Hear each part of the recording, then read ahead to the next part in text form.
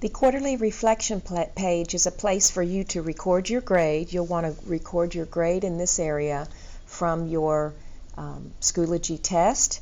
You'll want to say how many out of 19 you got correct, and you'll want to shade in your correct answers.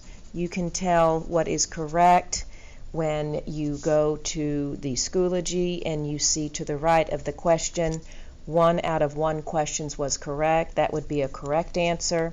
If you see a 0, 1, that means that that question is incorrect.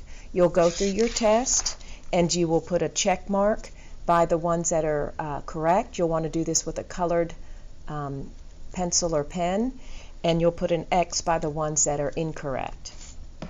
Once you have that done, you'll shade in all the questions that have the check mark that show that it is correct.